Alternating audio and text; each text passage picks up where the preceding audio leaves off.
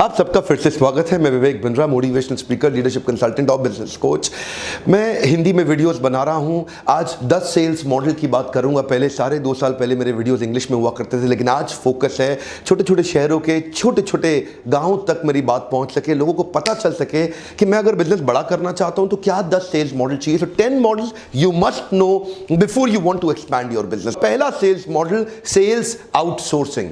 आप अपनी सेल्स बढ़ाना चाहते हैं, एक थर्ड पार्टी जो कि एक्सपर्ट है उस काम में, आपके पास एक्सपर्टीज नहीं है, थर्ड पार्टी जो एक्सपर्ट है उस काम में, वो आपके प्रोडक्ट को सेल कर सकती है आप ही के ब्रांड नेम के अंदर रहते हुए। लेकिन ये काम तब आएगा जब वो आपकी एक्सपर्टीज ना हो। अगर ये किसी और की एक्सपर्टीज है, उनके पास रेडीमेड मैन पावर है, उनके पास रेडीमेड मॉडल हैं, प्रोसेसेस सेट हो चुके हैं उनके, वो तेजी से एक्सपैंड कर सकते हैं, उनके पास देश भर का पेनिट्रेशन है, आपके पास नहीं है। आपको प्रोडक्ट बनाने में एक्सपर्टीज है, आपको प्रोडक्ट डिजाइन करने में, ब्रांड करने में, आपको उसके R&D में एक्सपर्टीज है, तो सेल्स आउटसोर्सिंग मॉडल काम आता है। और कई बार इसलिए भी काम आता है कि आप अपना झंझट टेंशन कम करना चाहते हैं। जैसे फ्लीट ऑन सेल लोग हायर कर लेते हैं, बैंकिंग इंश्योरेंस कंपनी में बहुत होता है। बैंक्स अपने क्रेडिट कार्ड को बेचने के लिए आउटसोर्स टीम ले लेते हैं। आप देखते हैं क्रेडिट कार्ड वाले फोन करते हैं, वो DSA होते हैं, DSA। वो सब आपको डायरेक्ट बैंक की कंपनी, डायरेक्ट बैंक के एम्प्लॉय फोन नहीं करते, क्योंकि वो आउटसोर्स किया हुआ मॉडल है। जैसे ICICI बैंक ने अपनी कई ऑपरेशनल एक्टिविटीज को आउटसोर्स कर दिया। लगभग 3000 लोग उन्होंने हायर किए जो ऑफ शॉप्स कहलाए जाते हैं, for their documentation, chequebook collection, offering credit card, data entry, mailing, document storing, cheque pickup. और जैसे टेलीकॉम कंपनीज में जियो, एयरटेल, वोडाफोन, इन्होंने अपने BPOs को आउटसोर्स कर दिया है। एक्सपर्ट लोग ले लिए हैं, वो इनकी IVR पे जितनी भी कॉल्स आती हैं तो उसके प्रोसेसेस को डिफाइन करा के वो सब इनके लिए कॉल्स लेते हैं। ऐसा लगता है कि जैसे आपकी बात एयरटेल में हो रही है, पर वो बात एयरटेल में नहीं हो रही होती। वो एक आउटसोर्स मॉडल है, एक BPO है जो कि एयरटेल के लिए रन किया गया है। उस BPO की एक्सपर्टीज है इस तरह के ऑपरेशंस को मैनेज करना। सुकेम अपने बैटरीज, इन्वर्टर्स बनाता है, उन्होंने सेल्स की टीम को आउटसोर्स कर दिया। आउटसोर्स आप अलग अलग इंडस्ट्री में कर सकते हैं। अगर आप चाहते हैं कि आपका माल कोई और बेचे और वो ज़्यादा एक्सपर्ट है आपसे, तभी ये चलेगा, नहीं तो आपकी सेल गिर सकती है, धीमी पड़ सकती है। अगर प्रोसेस खराब है, क्वालिटी खराब है, तो पूरा ब्रांड भी खराब हो सकता है। अगला मेरा मॉडल है वाइट लेबल सेलिंग। ये मॉडल बहुत पॉपुलर होता जा रहा है। अगर आपको बनाने में एक्सपर्टीज है लेकिन आपके ब्रांड बड़ा नहीं है, आप एक छोटी कंपनी है, आपका एक छोटा स्टार्टअप है, आपको कोई भी चीज़ बनानी आती है, तो उसमें वाइट लेबल का मतलब होगा कि दूसरा जो बड़ा ब्रांड है वो आपका माल लेगा, आप वाइट लेबल लगाओगे, वो अपना ब्रांड लगाएगा। वाइट लेबल मतलब आपका कोई लेबल नहीं, वाइट लेबल मतलब प्लेन लेबल। इसका मतलब क्या हुआ, आपने कपड़ा बना के दे दिया, आपने परफ्यूम बना के दे दिया, आपने जूता बना के दे दिया, वो उस पे अपनी ब्रांडिंग करेगा और आपके माल को अपने ब्रांड के नाम पे बेचेगा।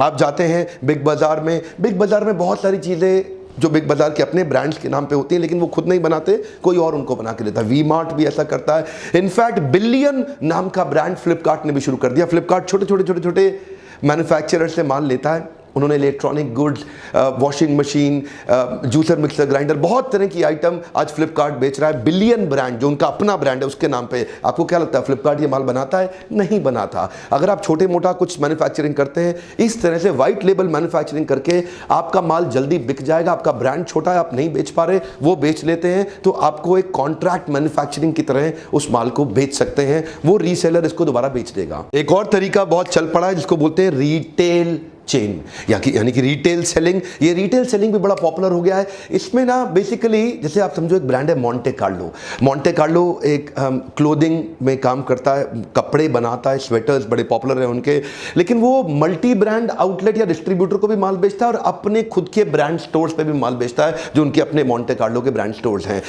देखिए रिटेल के अंदर आप फ्रेंचाइजी ओन भी हो सकते हैं, कंपनी ओन भी हो सकते हैं। आपने एक चेन बना ली रिटेल की, अब आप डायरेक्ट कस्टमर के टच में आ गए हैं, उससे फीडबैक भी आपको अच्छा मिलता है, डायरेक्ट आप कंज्यूमर के टच में भी रहते हैं। रिटेल के अंदर आपका होलसेलर डिस्ट्रीब्यूटर का कोई मतलब नहीं, आप सीधा मैन्युफैक्चरर से लेकर रिटेल कर दें या सीधा खुद बना करके आप उसको रिटेल कर दें। रिटेल एक थोड़ा एक्सपेंसिव तरीका माना गया है अमूमन, क्योंकि आपको खुद ही अपनी कॉस्ट पे सारे सेटअप करने हैं, आपको सारे शोरूम, सारे आउटलेट अपनी कॉस्ट पे, अपनी मैन पावर पे लगाने हैं। तो इसमें लोग पार्टनर्स ले लेते हैं, फ्रेंचाइजीज ले लेते हैं, इसमें रिटेल पार्टनर्स ले लेते हैं, और जिससे उनके लिए एक्सपैंड करना आसान होता है। अपने ब्रांड को बिल्ड करने के लिए रिटेल एक्सक्लूसिव ब्रांड आउटलेट एक अच्छा तरीका हो सकता है। इलेक्ट्रॉनिक ब्रांड्स भी करते हैं, मोबाइल्स भी, ऐसे कई लोग मोबाइल, बहुत सारे आप देखेंगे एप्पल के भी अपने एक्सक्लूसिव रिटेल स्टोर होते हैं।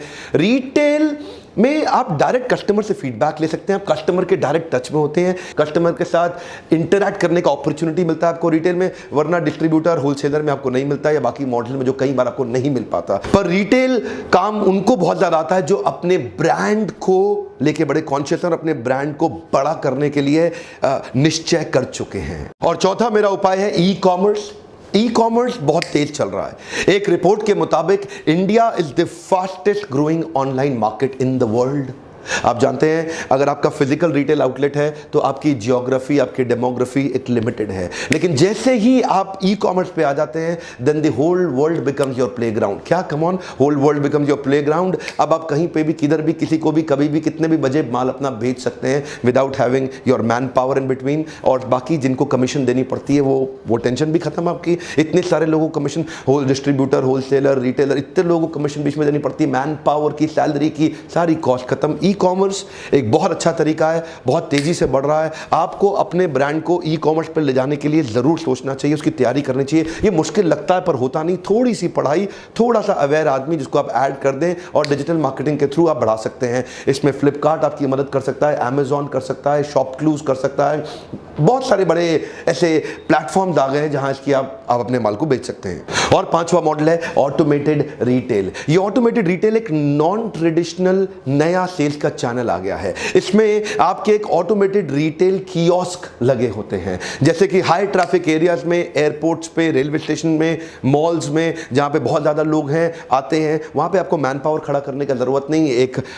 एक अपने आप ही water bottle vending machine, vegetable vending machine, soda bottle vending machine, cold drink, Coca Cola, बहुत सारे ब्रांड आज अपने ऑटोमेटेड रिटेल आउटलेट लगा दिए। आप पैसा डालिए उसमें, अपने आप प्रोडक्ट बाहर निकलेगा, आप लेंगे, चले जाएंगे। इसके लिए आपको मशीन लगाना है, छोटी सी इन्वेस्टमेंट है, कई तरह के प्रोडक्ट के लिए किया जा रहा है। इनफैक्ट विदेशों में ये बहुत इवॉल्व हो चुका है, इंडिया में इवॉल्व कर रहा है। सोचिए क्या आप भी ऐसा कर सकते हैं, सोचिए क्या आपका प्रोडक्ट भी इस तरह से बेचा जा सकता है। बड़ी पॉसिबिलिटीज हैं क्योंकि ये इवॉल्व कर रहा है, अडॉप्शन कर्व का हिस्सा है।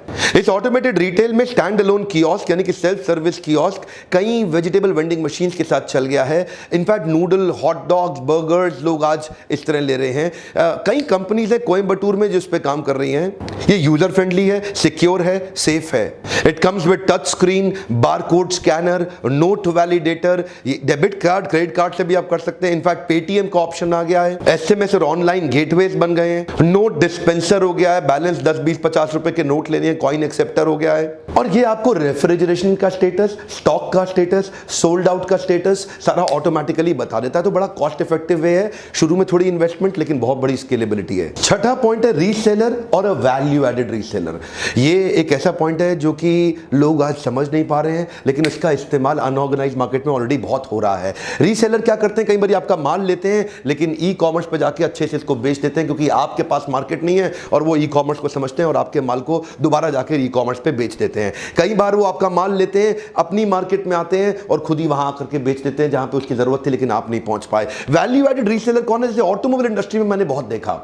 आपने गाड़ी, अब जैसे मारुति अपनी गाड़ी बनाती है, हुंडई, होंडा, ये सब अपनी गाड़ियां बनाते हैं, इनकी स्टैंडर्ड गाड़ियां होती हैं, लेकिन किसी को उसके अंदर कुछ स्पेशलाइज्ड एसेसरीज, आइटम्स या ब्यूटिफिकेशन चाहिए, कुछ वैल्यू एडिशन चाहिए, तो डीलरशिप वो कर देती हैं। कई सारी वो एसेसरीज आती हैं जिससे क्या है, एक गाड़ी 4 लाख की थी लेकिन 475 की बेच पा रहा है और उस 75,000 रुपए में कहीं थोड़ा और एक्स्ट्रा मार्जिन ले लेता है। 4 लाख की गाड़ी में पहले ही मार्जिन था उस डीलर का, लेकिन 75,000 की आपने एसेसरीज ले ली, उसने वैल्यू ऐड किया और एक्स्ट्रा कमा लिया। कंप्यूटर खरीदने आप जाते हैं, डेस्कटॉप खरीदते हैं, आप लैपटॉप्स खरीदते हैं, इसमें भी बहुत वैल्यू एडेड रीसेलिंग होती है। जैसे फॉर एग्जांपल एक स्टैंडर्ड रैम, रोम या उसका हार्ड डिस्क या उसके अंदर कुछ और बहुत सारे कॉन्फ़िगरेशंस हैं जो कि स्टैंडर्ड हैं, लेकिन रीसेलर क्या करेगा, आपको बताएगा, अप सेलिंग कर देगा, उसमें चीजें ऐड करके दे देगा आपको। हार्ड डिस्क X थी लेकिन आपको 2X चाहिए, वो ऐड करके दे। रैम, रोम, बहुत सी चीजें ऐड की जाती हैं। तो उसने 25,000 रुपए की मशीन को 35 करके बेचा और उस एक्स्ट्रा 10,000 रुपए में और मार्जिन कमा लिया। ये हो गया वैल्यू एडेड रीसेलिंग। एक फूड की कंपनी ने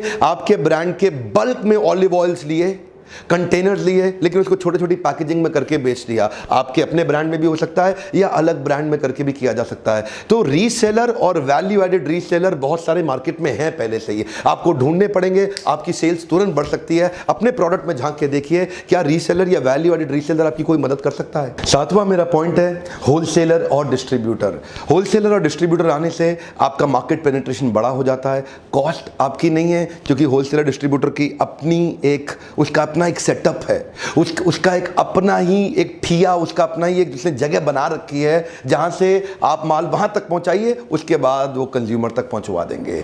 होलसेलर डिस्ट्रीब्यूटर में मैं एक वीडियो ऑलरेडी बना चुका हूं, लेकिन इसमें कुछ थोड़ी सी बेनिफिट्स आपको शेयर करता हूं। आपका large quantity of goods and services जल्दी पहुंच जाता है, हाई वॉल्यूम परचेज की जा सकती है, बड़ा वाइडर ज्योग्राफिकल एक्सेस और डाइवर्सिटी मिल जाती है। इस रेडी एक्सेस से it minimises the buyers transportation, assembling and arranging of goods becomes convenient.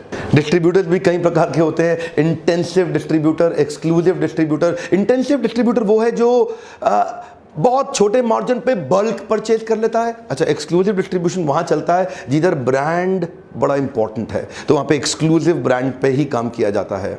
Brand की इंटेग्रिटी, ब्रांड का इमेज और प्राइसिंग पॉइंट को कंट्रोल करने के लिए एक्सक्लूसिव डिस्ट्रीब्यूटर भी आपके काम आते हैं। कई होते हैं स्पेशलाइज्ड डिस्ट्रीब्यूटर जो आपके जैसे प्रोडक्ट में बड़े मास्टर होते हैं, कई होते हैं डायरेक्ट डिस्ट्रीब्यूटर जो माल लेते हैं सीधा रिटेलर तक पहुंचा देते हैं, बीच में होलसेलर का चैनल ही खत्म कर देते हैं। बहरहाल होलसेलर डिस्ट्रीब्यूटर भी एक तरीका है जहां से आप अपने माल को ज्यादा और जल्दी बेच सकते हैं। पूरा वीडियो उस पर दिया हुआ है, जरूर देख लीजिएगा। देखिए क्या आपको यह तरीका काम आता है अपने बिजनेस को एक्सपैंड करने के लिए। और आठवां उपाय है OEM मैन्युफैक्चरिंग। OEM मैन्युफैक्चरिंग क्या होता है? Original equipment manufacturing. अमूमन ओरिजिनल इक्विपमेंट मैन्युफैक्चरर वो होता है कि कोई इक्विपमेंट को या डिवाइस को बना करके किसी बड़े ब्रांड को बेच देता है, जिसको वो इंटीग्रेट करता है अपने प्रोडक्ट के अंदर।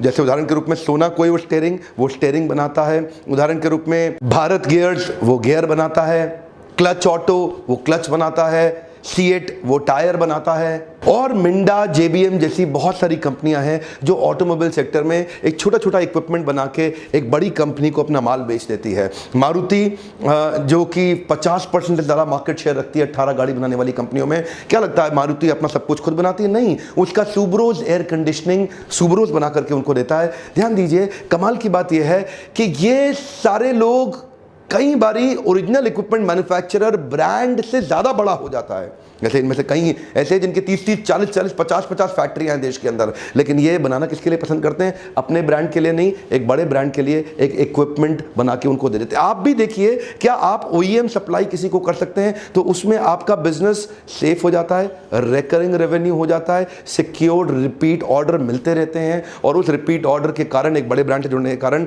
आप किसी और बड़े ब्रांड के लिए एक और फैक्ट्री लगा सकते हैं, फिर किसी और बड़े ब्रांड के लिए एक और फैक्ट्री लगा सकते हैं। तो एक बड़े ब्रांड के लिए एक्सक्लूसिव फैक्ट्री लगा के OEM सेल्स करके आप अश्योर्ड सेल से अपना बिजनेस निकाल सकते हैं। 9वां तरीका है एक्सपोर्ट्स। अभी तक मैंने सारे डोमेस्टिक मार्केट के एग्जांपल दिए, एक एग्जांपल है एक्सपोर्ट्स की मार्केट का। इसके ऊपर मैं पूरा वीडियो डिटेल में बनाने वाला हूं, फ्यूचर में जल्दी ही दूंगा। अगर आप अपने माल को विदेशों तक पहुंचाना चाहते हैं तो किन 10 स्टेप्स का ध्यान रखना चाहिए, उन 10 स्टेप्स की मदद से आप अपने माल को पूरी दुनिया भर में पहुंचा सकते हैं। बड़े ब्रांड्स आज एक्सपोर्ट बिजनेस पे फोकस कर रहे हैं। भारत की सरकार भी आपको मदद करती है अगर आप अपने माल को बाहर बेच के डॉलर देश में लाते हैं। एक्सपोर्ट भी एक तरीका है। आप भी देखिए कि आप अपने माल को दुनिया भर में पहुंचाना चाहते हैं, कि आप इंटरनेशनल मार्केट, इंटरनेशनल ज्योग्राफी में एक्सपैंड करना चाहते हैं। 10वां तरीका बहुत इंटरेस्टिंग है, मल्टी लेवल मार्केटिंग यानी कि network marketing. It is a chain of network representatives, जिनको अलग अलग नाम से पुकारा जाता है। इनको मेंबर्स भी बोला जाता है, पिरामिड स्कीम भी कई लोग उसको बोलते हैं। कहीं आज भी बहुत प्रकार की कंट्रोवर्सीज के अंदर आज भी कई अच्छी, जानदार, पावरफुल, शक्तिशाली, stable, sincere, honest MLM companies हैं देश के अंदर। मैं कई MLM कंपनीज में जाता हूं, वहां जाके उनके लिए ट्रेनिंग करता हूं, उनके लिए सेमिनार्स भी करता हूं। आप अच्छी MLM कंपनी को कांटेक्ट कर सकते हैं, उनको अपने प्रोडक्ट शोकेस कर सकते हैं। अगर आपके प्रोडक्ट में दम है, उसमें जान है, वो उसकी रिक्वायरमेंट है मार्केट के अंदर, वो प्रॉब्लम सॉल्व करता है मार्केट की, तो कई MLM कंपनीज आपके प्रोडक्ट को ले लेंगी और उसको अपने ब्रांड के अंदर बेच बेचेंगी, जिससे आपकी भी ग्रोथ होती है और उस MLM कंपनी की आपके बढ़िया प्रोडक्ट की मदद से उनका भी अच्छा ब्रांड ग्रो होता है, बिल्ड होता है। इसमें आपको अपना माल बेचने में एक सैलरीड वर्कफोर्स नहीं रखनी है, अमूमन ये एक नॉन सैलरीड वर्कफोर्स होती है। इनको डिस्ट्रीब्यूटर्स भी बोलते हैं, कंसल्टेंट भी बोलते हैं, कई लोग प्रमोटर्स भी बोलते हैं, इंडिपेंडेंट बिजनेस ओनर्स भी बोलते हैं। इस मॉडल की खास बात क्या है? ना डिस्ट्रीब्यूटर का खर्चा,